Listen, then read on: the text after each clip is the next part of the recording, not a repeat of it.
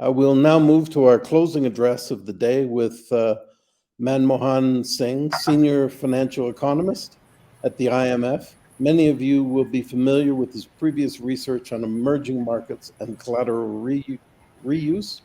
Let's hear from Manmohan on his latest findings. Manmohan, please go ahead.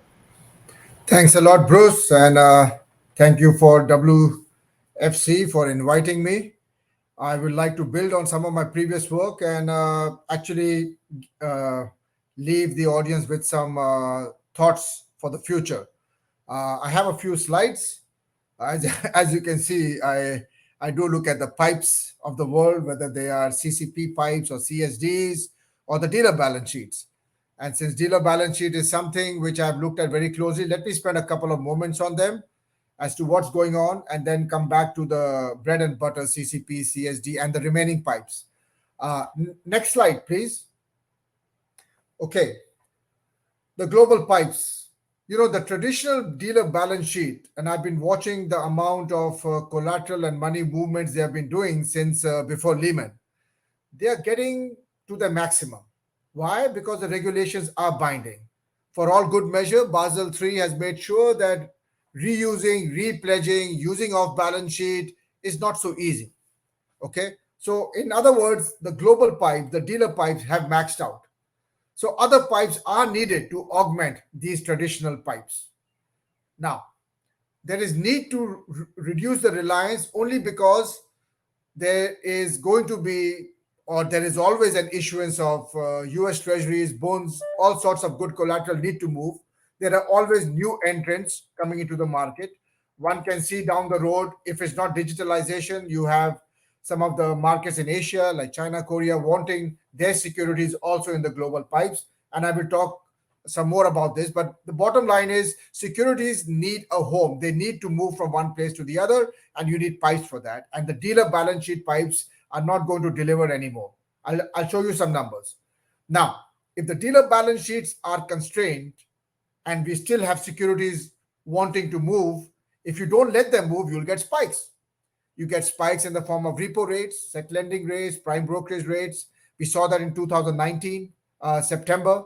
You know, the dealer balance sheets were not big enough to come and clean up the spikes. When I say clean up, they could have made some money, but if you prefer, from a shareholder perspective, that prime brokerage rates are better than repo rates, you will put your balance sheet towards prime brokerage. Ultimately, for the large banks like JPM or Barclays or say Goldman, profit per unit of balance sheet is what matters in the post Basel world, not just profit per units of balance sheet. And if they don't come in to clean up the spikes, you have central banks coming in.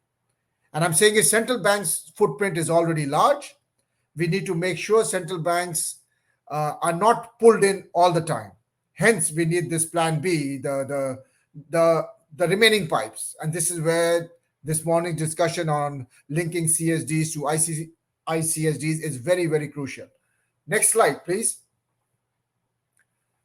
I'll just go very quickly, but many of you may have followed my work. Every year, I look at the annual reports, and the best golden nuggets are hidden somewhere in the footnotes of the annual reports, and then I have to check with the investor relations.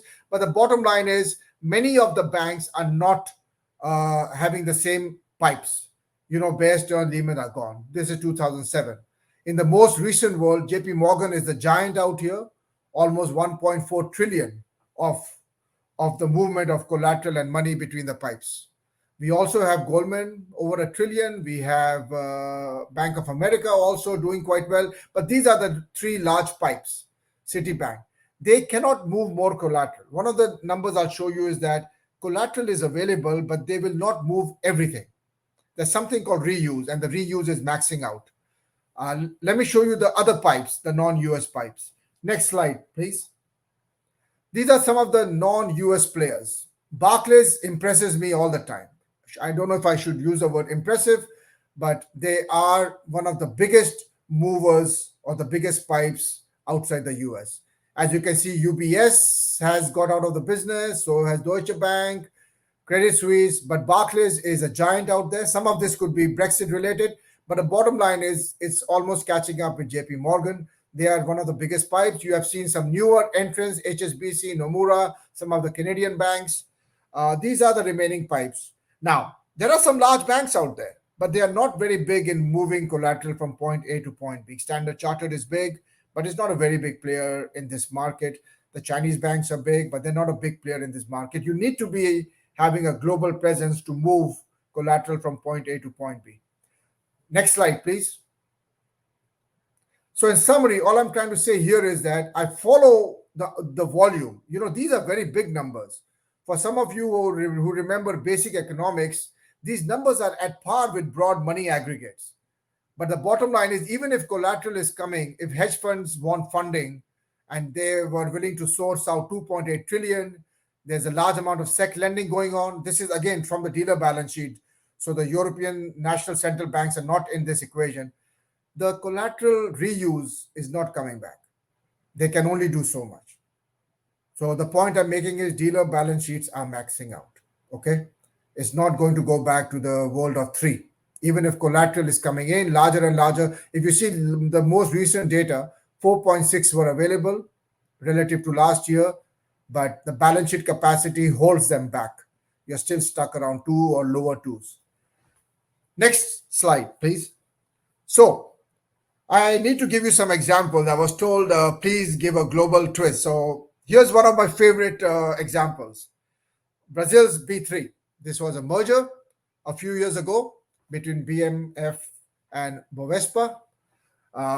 It acts as a CCP, SSS, and is also trades in FX. It's a multi-product, cross-margin CCP. All existing products and open interests are migrated to this new CCP, which was a merger. There are significant efficiencies. And when I look back at some of the discussions I was hearing from the lady from Jordan, from Euroclear, etc., here are some links. They have one back office, one default fund, one rule book, one financial netting, one risk calculation, etc., etc. I don't even think in the advanced economies, whenever they came up with the Pittsburgh G20 initiative in 2009, it was very difficult to link some of the bigger ones. LCH is big in interest rate swap, CME in futures, ICE is big in credit default swap, but due to jurisdictional reasons, they could not merge, they could not interoperate. Okay, but here is an example, at least domestically, the Brazilians have managed to create something which, if you're a local bank or a local corporate, you can hedge. You can hedge cheap enough in local currency. One of the main reasons given, and if you recall, 20 years ago, Brazil had some problems, 2002, in the autumn. They were having severe balance of payment problem, and they said, you know what, we need to reduce the reliance on FX reserves. So this indirectly translates into less pressure on FX reserves. If your clients are out of the money, if Brazilian corporates and banks are out of the money, they are paying in real, the local currency, and not posting sterling or dollars overseas. So this is their objective. They've done it very well. And this is just not hypothetical. There are countries in the queue. South Africa comes to my mind, who are deliberating whether to clear through a licensed domestic CCP and then maybe use the netting locally and then move to an overseas CCP or deal directly with an overseas CCP, let's say LCH. But in this case, you will, a lot of them will not take RAND as collateral. So these are actual issues for emerging markets. But I just thought B3 is, comes to my mind as one of the best examples. Yes, they do not have, some of the features which external links, etc., but they had an objective and they have made sure that you could get as much hedging possible locally. In fact, so much so that I hear some of the foreign CCPs cannot compete at the local prices. Next slide, please. Now, pipes are not easy to twist around. This is a very simple way of saying we know the economics. We know the underlying economics are there, but sometimes you just don't get them. This issue is there in Europe too. Some of the CSDs are very nationalistic with nationalistic laws, and it's not very easy to link everything to ICSDs. Korea also comes to my mind, where local laws do not allow rehypothecation to the ICSDs in the region. Now, here is an example where you must, if you have kept up with some of the media in the US, FICC and CME are supposedly the two giants for US Treasury, and the Treasury pipeline grows. There is demand for Treasuries, but the dealer balance sheet, as I said, is constrained. So how, given a constrained balance sheet, do you make sure you can get more a treasury, or there are no bumps in the treasury market? If you recall, March 2020, off the run treasuries were not in demand. So the Fed issued on the runs and took away off the runs, and in a way supplied the balance sheet capacity to do that. Since then, there's a lot happening, FEMA and then the standby repo facility. But at the end of the day, we are trying to get some other balance sheet. And central bank balance sheets are not small, and sooner or later, it will be very difficult to keep putting everything on central bank balance sheet or having central bank footprint forever. You see, to get market signals, less official market signal is important. If you get all signals or a large footprint of central banks, you don't get pure market signals. And this is important. And this is where I think private sector ICSDs, CSDs linking will continue to give market signals.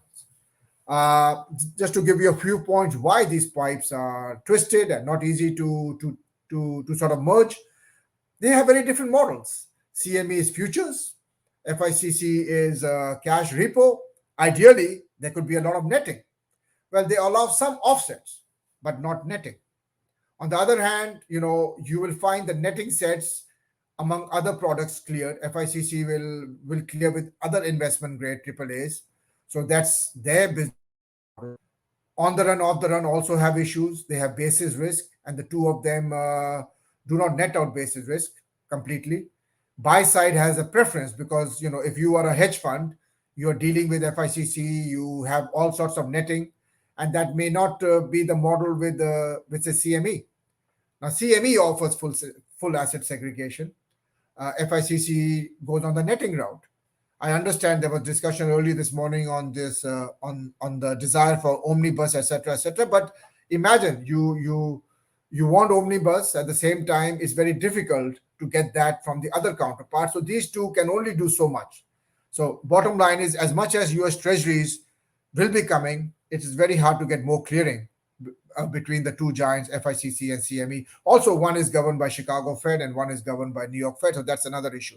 So pipes are there. Pipes need to be smoothed. Pipes are hard to twist around.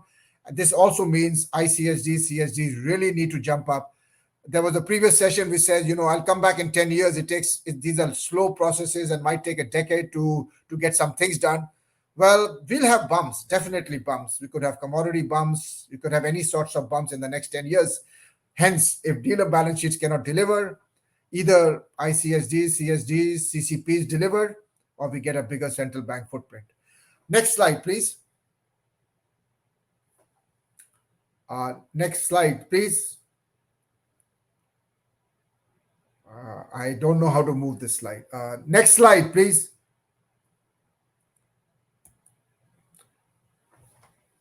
Okay, next slide, or I will just have to wrap up the news. Next slide verbally. Okay, good. This is my last slide.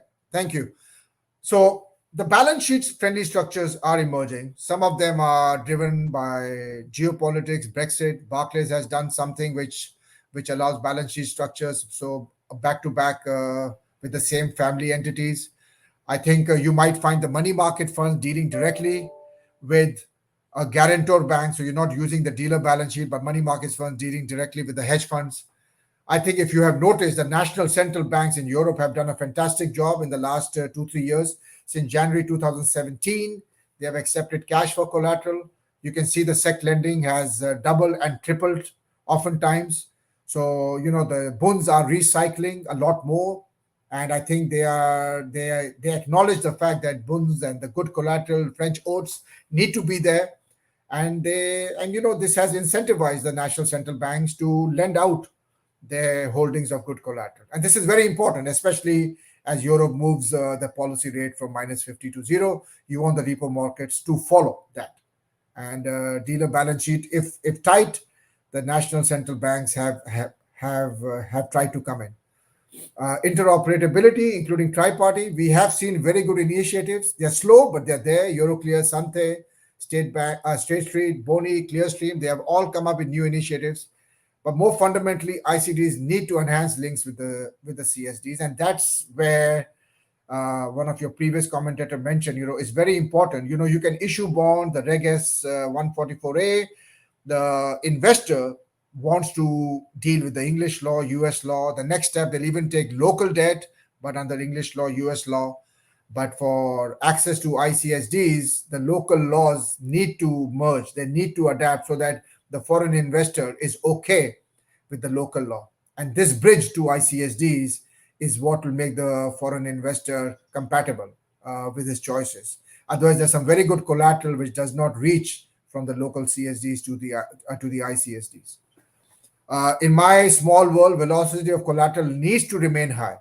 You call it mobility of collateral. It needs to remain high, even if dealers cannot do it. So what I pick up is the dealer snapshot, and I'm saying that dealers cannot move everything. So there will be new securities coming.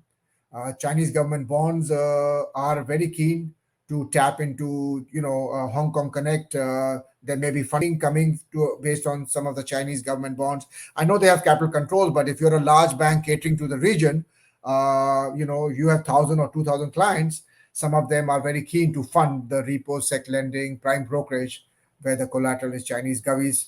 There are new pipes. Before the COVID, etc., there was a BOJ Connect with Hong Kong Connect, where you could reduce the US dollar basis, where there was demand for Hong Kong dollar because it's pegged in Tokyo accounts, and JJBs could be proxy for good collateral instead of US treasuries. So, new pipes are there, but all of this need to move only because if they do not move and dealer balance sheets are constrained, the only other player which will come in is the central banks. It's okay for central banks to come and reduce crisis, but central bank footprints is not positive for market signals. It just dampens market signals, and I believe in market signals. Tokenization, digitalization. This will be your next day or two. I am very keen to follow the discussions tomorrow, but this timeline of T0 is very important, and this could be a silver lining. Some of you know the basic economics that MV, the money time velocity, is equal to price, inflation times GDP. The money time velocity, we have noticed recently where the transactional velocity is getting high. So if MV remains constant, transactional velocity high means demand for money or base money goes down. Same thing can be said in the collateral world. If collateral can move very fast to T0, then overall demand for collateral may go down and the amount of them flowing through the pipes will be easier. But that transactional velocity depends on digitalization. We have seen bumps. We always hear about crypto bumps. We heard about Terra in the last couple of weeks. A few things which come to my mind: stable coins should not silo good collateral. As I've always said, good collateral needs to move. It's a rare commodity. It should not be siloed. So when you look at Tether, it silos treasuries, commercial paper. I think a better use would be central bank reserves. After QE and COVID, there's a lot of central bank reserves. All the major economies have abundant central bank reserves, and let's take stable coins, them being backed by central bank reserve. And there's a lot of thinking behind it, whether non-banks should be the only ones or banks. Will the banks ring fence it because it's not compatible with the conventional assets? Will they ring fence it because then you lose the free float? But this is market decisions. A bank can decide whether they want to issue stable coins backed by reserves and ring fence the float or lend out the float. But that's economics. And I think economics should drive the decision rather than official sector coming in and, during crisis and dampening the market signals. That's it for me. I don't know if I have time for Q&A, but those are my thoughts. Dealer banks are maxing out. Central bank footprint will always come if needed, but I think you guys, the ICDs, CCPs, on that front, that really needs to move. I think there's demand, there's economics, but the progress is slow. Thank you again for your time, and thank you for the opportunity, Bruce and Anna. Manmohan, I think we're at the limit of our scheduled time today, but I want to thank you for sharing your insights with us. Always very interesting. You're a captivating speaker. Thank you. Manmohan's address is our closing of what I feel has been quite an extensive discussion and a day that has been full of insights and ideas about the key roles that CSDs perform. Tomorrow's program will be dedicated to technology, innovation, and resilience. We plan to go deep into furthering our understanding of new technologies and hear about DLT projects that have been launched by CSDs and about actual examples of companies whose core platform is inspired by a CSD and use a distributed ledger. Remember that you can replay all of the panels of the day in the dedicated section of the platform. For those of you who were not able to make it earlier today, in the stage area, you can view the first panel, which focused on markets and CSD engagement in sustainable development. We also encourage you to continue exploring the various materials shared by the sponsors on the conference website. We look forward to welcoming you back tomorrow. We will start promptly at 11 a.m. Central European Time. That's 4 a.m. for me, and I will be here. So please check the time in your time zone on the website of the conference and enjoy the rest of your day or your evening, as the case may be. Thank you very much.